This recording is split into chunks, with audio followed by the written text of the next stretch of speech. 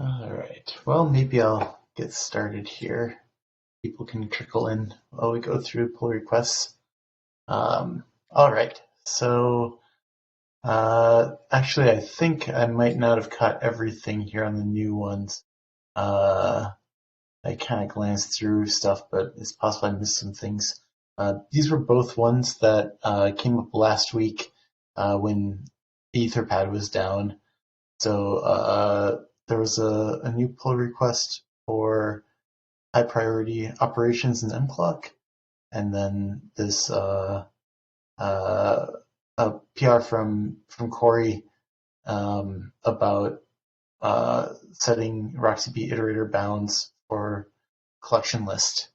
And Igor, I think you reviewed that. I have been just incredibly busy this past week, so I haven't looked at it yet. Um, did it look decent to you? Well, I need to run through the latest iteration since it was failing stock test before. So it's on my plate right now. Okay. We also talked last week about instead, either instead or in addition to this, uh, upgrading to the newest version of RocksDB, which has some improvements for delete range with regards specifically to memtable flushing. Um, the hope is maybe that with the PR that I merged earlier in December for letting you do deletion of tombstones during iteration, enabling that RocksDB option, and then potentially this improvement in the new version of RocksDB for delete range tombstones in memtables, that we might be able to start using delete range more aggressively again, and maybe that also helps. Yeah, I was looking at the delete range stuff as well. Actually, range RAM keys specifically implementation. And uh, yeah, I'd like to double check if using range deletes is that bad as it was before.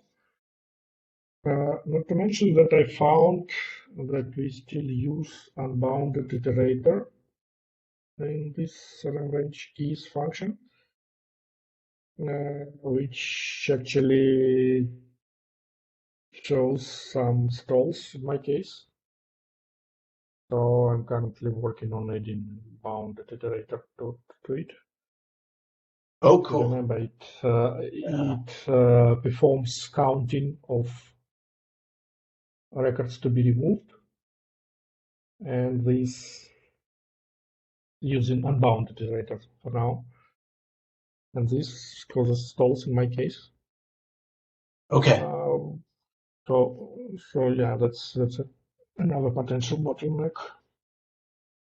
Okay. But generally, yeah, I'd like to move to range deletes completely, but we need to Yeah. verify that how it works. Yeah. I'm still a little nervous about range delete tombstones in SST files. It sounds like maybe they've improved it in memtable flushing behavior. Um, but perhaps if if this other option that we're looking at, if if they count all of the entries in the range delete as part of the criteria for when to decide to do a compaction during iteration, maybe we don't need to worry about it as much. Maybe it'll still be fine. I'm still not clear on just how much more overhead we deal with when iterating over a range delete tombstone versus a normal deletion tombstone. But it seems like maybe it's more overhead, so um, we'll just have to kind of see what happens, I guess. I did do some testing with flushing a range delete tombstone to an SST file with the latest version of RocksDB, and it did seem to also not iterate over the tombstone at all in the case that it was Oh, an wow. SST file as well, or Okay. at least didn't have a performance impact. I need to look more to make sure like it wasn't compacted out in that brief time, but I think it looked really good from what I saw with brief testing of it. Okay. Okay. So But I it's will say for this oh, go ahead. particular thing, I will say though that in this case, or the case that my PR is addressing, where we're moving a PG, we still need to have individual deletes as well, because we need to delete individual objects at a time in order to clean up the actual data allocations and stuff.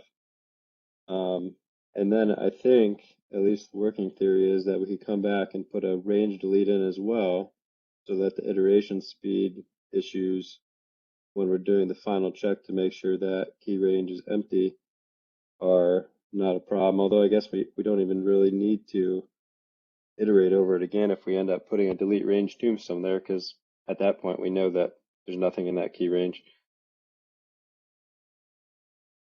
Yeah. Yeah.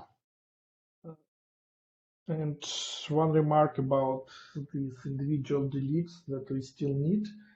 A while ago, I submitted still uncompleted PR, which optimized PG removal, and actually it implemented this removal in two steps. The first one was reclaiming the free space for each object, and it didn't perform delete at this stage, but rather overwrite of on all metadata. And then the final step was to perform the bulk removal using range deletes and followed by compaction. So maybe we might still want to resurrect this stuff. Yeah. Yeah. It sounds like we've got a lot Because of different. Oh, it's sorry, go ahead. definitely node metadata overrides is more efficient than visual delete. For So sure. I could see some benefit in doing removal this way. Yeah, But I it think so. required some thinking during for PG for PG movement if it happens in the middle of this PG movement. I believe that was Yeah, the and I stuff guess which is still incomplete. since you said that, maybe my earlier proposal that we could do both a delete range after doesn't make sense, because we would need to know that the key space was empty before we created the delete range tombstone. Otherwise, we wouldn't be sure if new objects have been created anyway. So maybe that is the only approach to actually using delete range for this particular problem. Yeah, but the I tried to implement a sort of PG locking, which should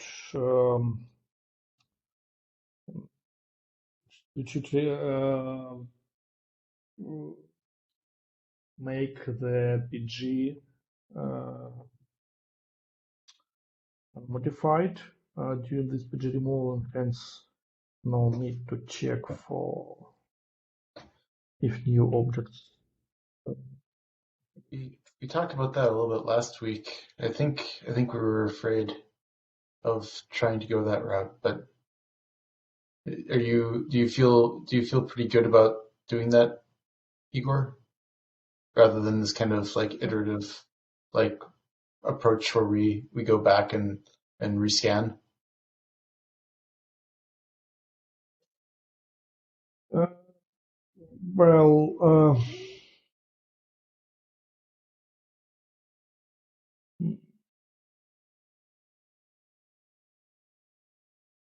actually, I don't know which is the best approach so far. Well, Yeah. from one hand, it looks pretty weird that we need to rescan the collection once we stage it for removal. So it should be definitely doable to lock it for since that point and avoid any updates, and hence we can avoid the discount.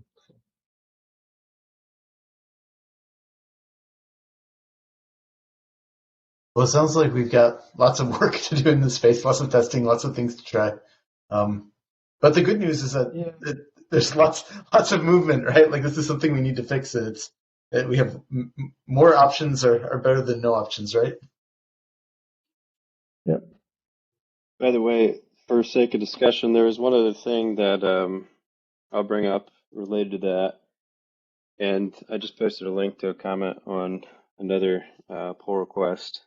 But basically, what I think we're going to do next week to resolve our current issue of the cluster that kind of started the discussion is make use of the RocksDB deadline parameter to essentially detect whether or not we have too many tombstones and iteration is taking too long.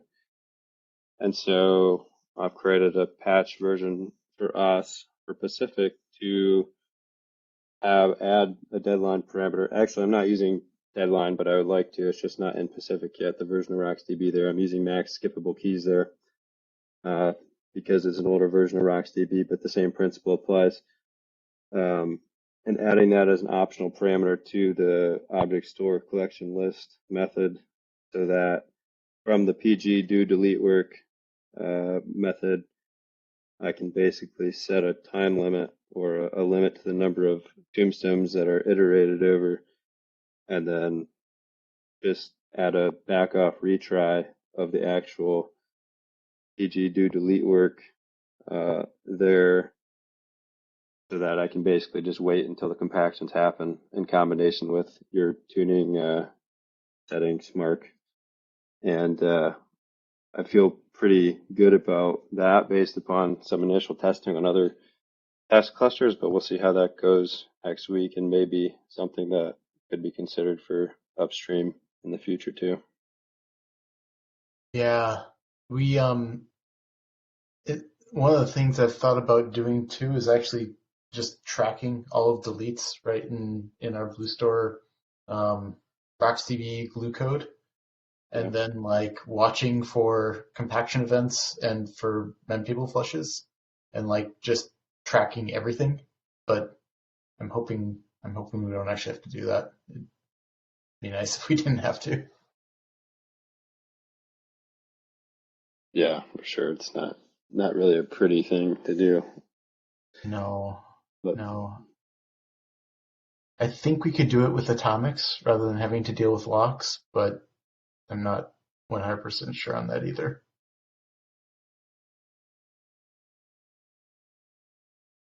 Yeah, I didn't even know about the read options deadline param. I'm now.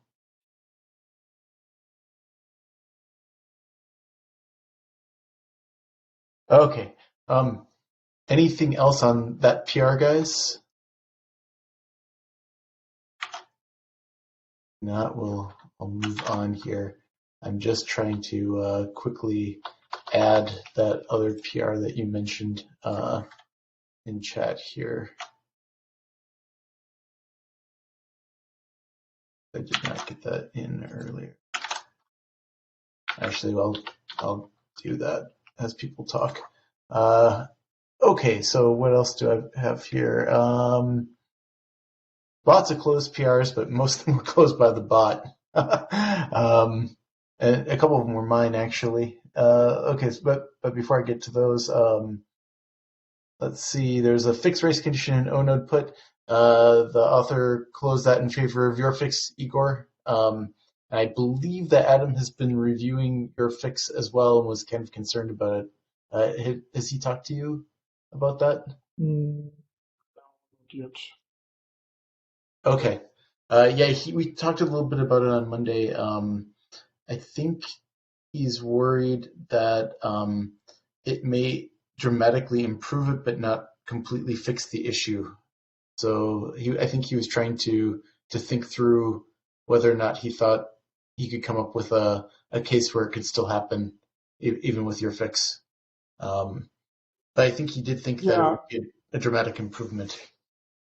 Okay, I would definitely want to see the case which is still unresolved. So waiting for comments from Yeah, Adam. I think he's still trying to decide if he thinks it actually could happen or not. So maybe that's why he's waiting Okay. as he thinks about it. Um, okay, let's see. Moving on then.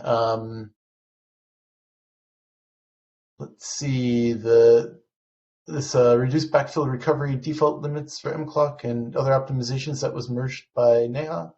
I think that's been stewing for a little while, so that's good. Think everything else was closed by the bot. So uh, there was a couple of different ones in here, which is a little unfortunate. Some MDS stuff got closed related to dirfrags and uh, optimization for large numbers of clients and open files. Um, Adam's PR for making the pinning logic simpler in Blue Store for onodes that was closed, but I think that was kind of outdated, right, Igor? I think we that might have even been something that you fixed that Adam had made a different version of or a similar thing for. Well, as far as I remember, it was just a sort of making the logic a bit more straightforward. So it didn't fix the racing itself. Oh, okay, Uh, okay, yeah, and that's changing more anyway, so it's probably irrelevant. Um, Okay, next, I had made a sharded object cache in RGW a while ago. I think that was like maybe a year ago or something. Casey, do you remember that? Did you guys ever rewrite the object cache stuff? No. Well, it's there if you want it. Maybe it still even can be applied cleanly. I don't know, but if you're interested, it's now archived.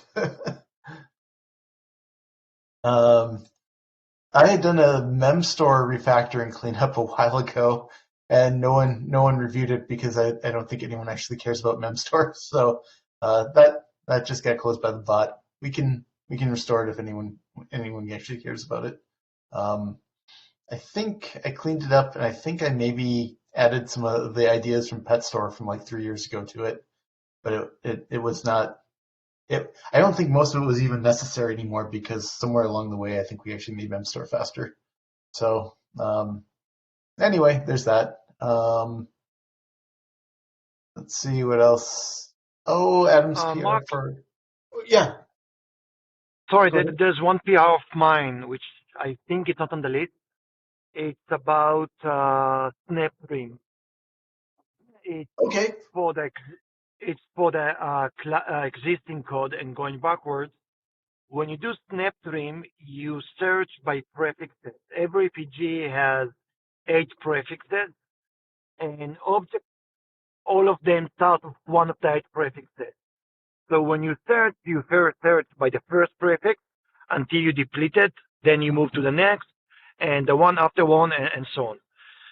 The problem with the code is after we finish all objects assigned to the first prefix, every time we search for the next object, we first go by the first prefix, which is going to find nothing, and then by the second, the third, and so on.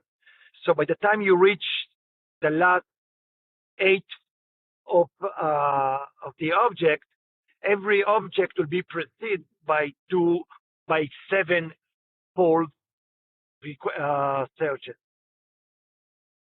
and there's a Okay. PR to cache. So the PR is very simple. We simply cache the active prefix that we use, and the next time we call, we're going to start from that prefix and not going to start from the first prefix. Okay. Okay. Yeah, I think we talked about that previously, right? I think they did. So Yeah. in the new snap code, this thing doesn't apply because the new snap code is going to use a single prefix for all the objects owned by a given PG. We don't need 8 prefixes. But Oh, that's fantastic. existing code, but the existing code still needs all the 8 prefixes, and we're going to push this PR to go backwards for all versions backwards. Okay. Do you happen to remember what the number is for that PR? No, I do not, and I'm driving home because I left the office late today, so I'm still in Uh, the car. okay, I I'll will go. send you the number afterwards. Yeah, yeah, I can find it too. I probably just missed it. The with Etherpad being down and a bunch of No, other stuff going on. I didn't put it on the Etherpad. Oh, okay, yeah, yeah. No, I usually try to search for them beforehand, but sometimes I miss stuff, and today was kind of a lot of stuff to go through, so I probably just missed it. But I'll add it in, so no worries. Uh, Thank sounds you. really good. Yeah, it's a very, very short PR, maybe like 20 lines of code or that, and it should make a difference Nice, nice. because searching for non-existing in RocksDB is very expensive. Every time you search for something which doesn't exist is more expensive than searching for something which does exist. Yeah. And sometimes those small PRs can be the most impactful. So, uh, very good. I didn't go that far, but yeah, it's just for the case that you do snap trim. Yeah, yeah. All right. We should get that in front of Paul, for, well, does that affects the RBD snap trimming, right? I think so. Or is it when we do clone, does it actually execute that code? I forget. That blobs that Sorry, what was that, Gabby? you're going to notice this. Yeah. We should get that along with Adam's work and then the defragmentation stuff I did. We should get that in too and get that testing. Yeah. Cool. Very cool. Okay, let's see. What else do we have here? Okay, memstore stuff. That's not real important. Adam's runtime ability to modify the size of tcmalloc thread cache. I think we still want that. I'm gonna bug him to see if we can reopen this one because it would be really nice not to have this dependent on systemd or other things to set this. Right now in CPT, we actually do a prepend on environment variable for it, and if you don't have that, then you don't get the benefit. So I think being able to modify this at runtime as part of the Ceph would be, or as part of the Ceph would be really, really nice. And change it after the fact. Okay. What else? Track BlueStore ops that got closed by the bot. I don't actually remember what that one was. Okay. I think that's it for closed PRs. Updated. Okay. Corey, it looks like Igor reviewed your iterator bounds BlueStore collection list PR. I think that just needs to be re-reviewed, right? Yeah, I just updated that this morning. There were a couple failing test cases, and I think he had one comment about style or something too. So yeah, I updated it this morning and ready for review again. Oh, I've got this twice too. I had it in new stuff. Probably because of Yep. Etherpad being broken last week. Okay. Yeah, so we launched our whole conversation. Okay, let's see. Next, adding RocksDB write-ahead log compression. So when we get the newest version of RocksDB, when we update to it, we can enable this. Igor, I completely agree with your comments on the PR. I think we need to do testing that's not Rados Bench to make sure that I don't think that Rados Bench actually does random data. I think it's very, very compressible. So those benchmarks maybe aren't great for actually determining what the benefit of this is. But the fact that we see higher CPU usage with it, I think means that we probably want to be very careful using this for NVMe drives. Great for hard drives, like you said. So, in complete agreement with you on your comments.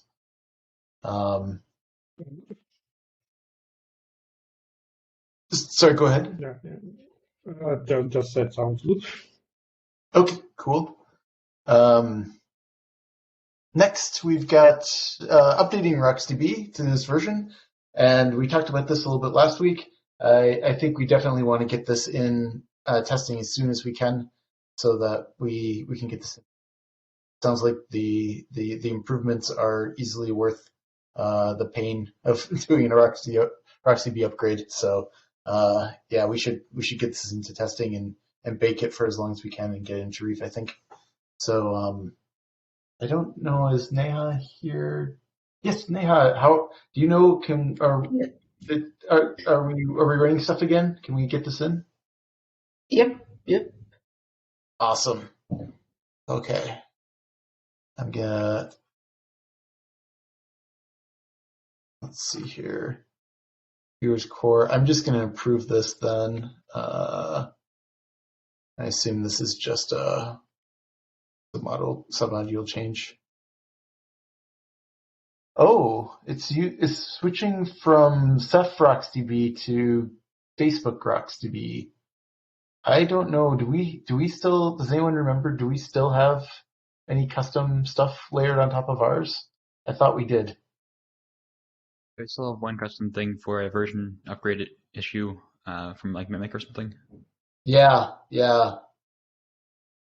I wonder, can we safely get rid of that, or should? I don't know that we should. Because I remember that was a kind of a nasty. Yeah, I think we want to keep that around just to be safe. Yeah, so we probably need, like the comment in here, we can't approve this as is.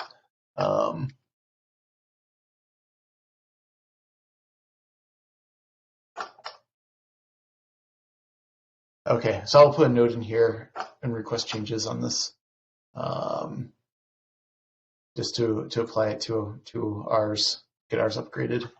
But yeah, otherwise, I think we proceed and do this.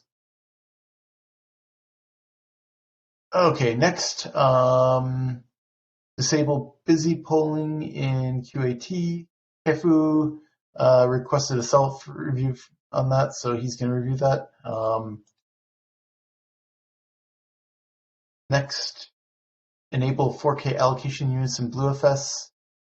Igor, this is your PR. I saw your comments, and it looks like this is useful for people, but also it'll be tough to backport maybe. Yeah, definitely it's worth backport. Yesterday did the initial attempt to backport, and it doesn't look trivial, unfortunately, because it requires some other PRs, not trivial ones as well. So I'm not completely sure if we want to let in Pacific, but we'll see once we match to main branch. All right, well, good luck on that one. And then finally, for updated PRs, there's an older PR here for librd to optimize out the async op tracker from the dispatchers. Apparently, that's broken, according to the author, and they when they're testing. So they requested it not be merged. I added the do not merge tag to it and just asked them to to get rid of it once they feel like they're ready again. So I think that's it. Was there in this long list? Was there anything I missed, guys?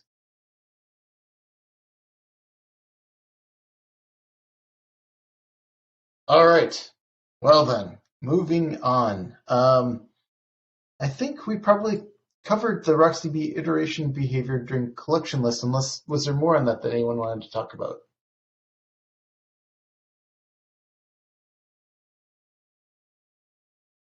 All right. Well then, moving on, I see another topic from somebody about discussing research ideas. Who added that? Hey Mark, Deepika here. Uh, Hi. hey, yeah, I just wanted to bring up. I had discussion with Josh as well and Gaurav. We were just discussing about having research papers and ideas that are related to research. At least maybe, yeah, have some dedicated time for it. Get back to those topics. So we were thinking about using. Maybe perf call or sometime around perf call for that. And I'm happy to volunteer and help around for that. I think in previous times also we had some discussions on research paper on in perf call. They were like somewhat, I mean, really interesting and having the input of folks around from Ceph. I think this time would be suitable. So just wanted to uh, have like discuss about that a bit and yep, work it out some way. Yeah, absolutely. Josh mentioned that you were interested in running it, and I think it's a great idea. Uh, Mhm. we have used this call for it in the past, and if you want to, we can continue doing that. If you Mhm. want to have a separate call, that's fine too. But yeah, absolutely. Uh-huh. There's still, I think, a couple of papers in the Etherpad that we never really followed through on. I think Mhm. there's still maybe two in there or three. Maybe there's more than two. Well, in any event, there's yes. By all means, go ahead and organize We were and thinking of yeah, having it Yeah. actually by bi-weekly, actually, maybe once in every 2 weeks. It'll be good to discuss something. Like, I remember last time, Mark, in one of the calls, we brought up a machine learning based research paper where we were discussing about, I think there was a optimizing configuration based approach, which they are trying to do in Luster using machine learning.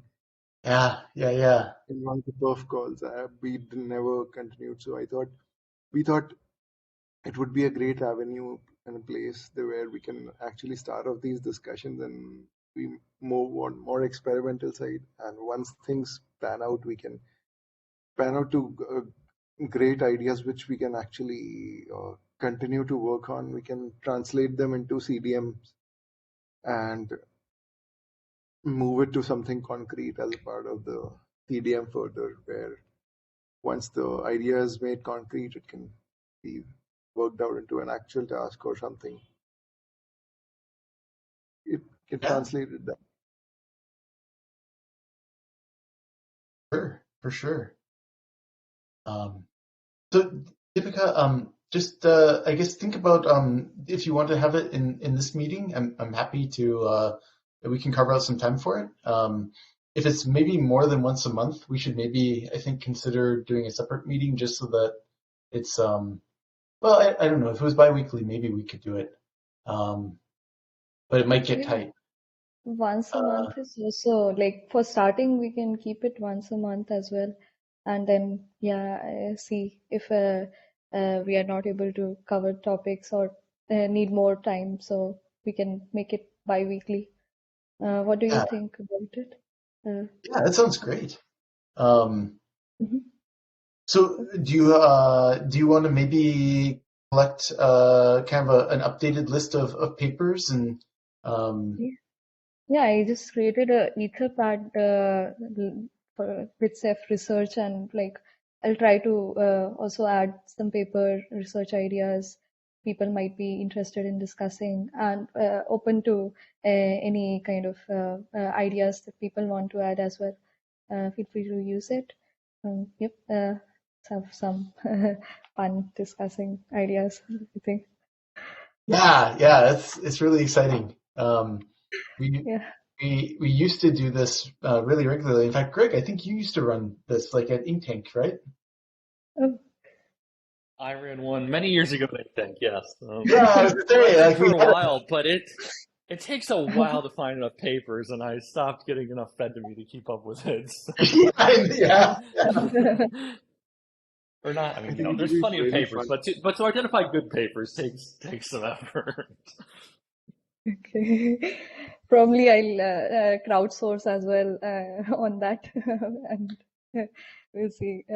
Maybe If we do, we discuss. can send out an email on a dev list and user list and maybe get the feedback from rest of the community Yeah, as well. I mean, if anyone is also interested to be a part and of course. add their couple of cents Mhm. or a couple of papers, maybe. Like Yeah, that. papers would be great. Yeah. Yeah, Yeah, I also that's a agree. good idea because there are a lot of members Mhm. from the community who are already in research and they have, they, as a part of their job, they are shortlisting these kind of good papers and they're keeping an eye on new publications. So they might be able to just help us. Yeah. Also, I find like people from academia, they work on Ceph projects, and I think they also come to Perf Call itself for discussing papers. In past, we have also like seen code reviews and paper turning into PRs, and then discussions here. Probably we can also like have those discussions in this call, and yep, probably have more feedback in terms of Steph research, and be updated ourselves as well, like what's going on, what people are doing, and in general, yeah. Um, I also learn about maybe distributed systems, anything fun people are exploring there as well. Cool. Very cool. I'm excited, Deepika. It'll be fun to do that again. I just hope that I have time to read the papers beforehand because it's always the tricky day before. I'm like, oh no, I need to read this. Oh yeah, that's for sure. I think something that I also have to take a like yeah, work out. But Yeah. for sure, yeah, I'll try to like read and create summaries. And we'll see. Yep. Hopefully, we can just be here to share ideas, and if somebody misses, we can have some summary in the beginning and then begin discussion. Yeah, we can start by summarizing the research paper in 15 to 20 minutes here. Keep it an activity and just like drive in that way as well. It's yeah, we are going to take feedback from Greg and everybody who used to run the papers meeting as well. And yeah, hopefully it would be something that everybody would be eager to also like volunteer and take a look into. Let's see. It seems like in the past, usually you end up with kind of a small group of people that have really read the paper aggressively and kind of explain it to everybody else, which I suspect that will probably still be the case, right? Like, Yeah. so we might, So yeah. yeah, something, yeah. It's So, what kind of feedback do you think? How can we mold it to be more discussion oriented rather than like an explanation and then, yeah, based on the like paper reading folks, like people who came with homework thing. The Yeah. main thing is just to make sure that the paper is well targeted for what we want, for what we're interested in our group, which here would be, things applicable to Ceph and I guess probably a performance focus if we're in the perf Uh-huh. call, but not necessarily that. And so you need to like filter. You just need to filter them well. That's the part that takes time, is being like, okay, so like when I was doing this, I would go through storage and computer science and systems conferences and find papers that were about storage and sort of read the abstract and see if they sounded good. And hopefully I was right. But like if you end up with one that's too if you end up with one that's too abstract, then it doesn't really have any applicability, and so people are like, "Yep, that's kind of cool, but we don't care." And if it's too focused on a particular system that isn't Ceph, then it's like, well, here's how Hadoop solved the problem. And sometimes those are really valuable because they're like how someone solved a problem. But sometimes they're very, very specific to the system involved. Like, oh, Hadoop has this specific behavior for historical reasons that, if you were designing it, are bad and that we're never going to be in. So that's also no. But yeah, it's really just about the paper selection and whether the paper is good and applicable. Greg, right before you were saying that, I was actually just thinking that we should read the Deos papers. Yeah, for instance, that's probably a good one. Yeah, they're an ongoing, competitor of sorts, and frenemy. They solved a lot of scaling problems. Yeah. So. Yeah. Probably good thing to add to the Etherpad. Yeah, I've got some I've acquired over the years. I'll try and put in there too. Awesome. Yeah, maybe we can have some trials and see how it pans out, and yeah, based on that, maybe we can have sometimes perf call, or maybe we can like have a full-fledged meeting and dedicated time for it. Yeah, however you want to do it. Happy to do it here if we want to, but yeah, up to you. Yeah, I'll maybe start with I'll discuss with the timing with everyone. Maybe on mailing list have some options available and ask for votes, and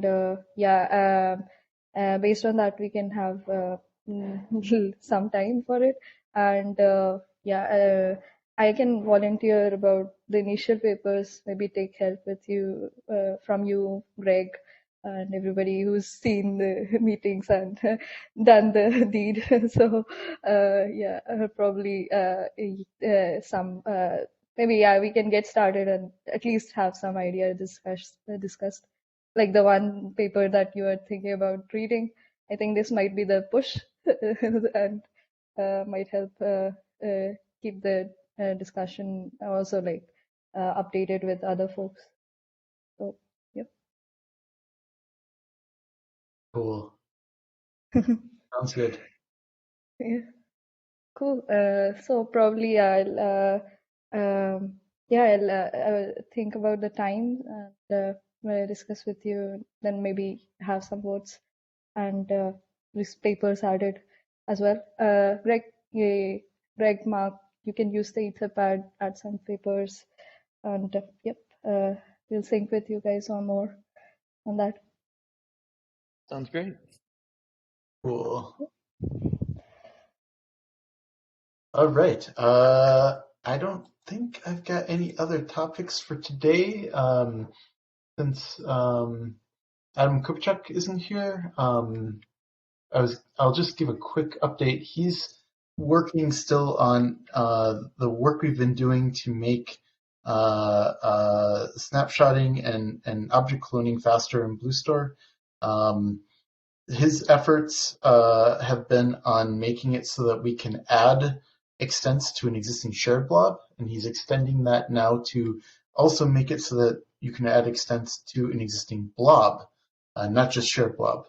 So the idea is that we're trying to dramatically reduce the number of shared blobs and blobs that exist, and hopefully, as a result, make it so that some of these operations where we have to scan through things much faster. My PR is approaching it from a slightly different angle, where when we have a lot of extents, then when we do a clone operation, if we see that, we with some little fanciness, we will defragment and rewrite the object back out. So the hope is that with the combination of these two things, that we'll see that that snapshots are significantly faster and RBD mirror is happier. And now we have Gabby's step trimming one to look at as well, which may also improve it even more. So I think good news, but Adam's still working on getting his code into good shape. We had some lab issues recently, so he just got started working on that again, I think a day or two ago. So that's where we're at on that. But that's all I've got.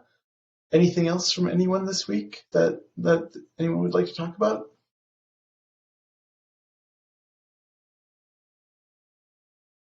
All right then. Great discussion, guys. Looking really forward to your plans to pick up our research. That'll be fun. And we'll see everybody next week. See you guys. Thanks, everyone. See you. Bye. Bye.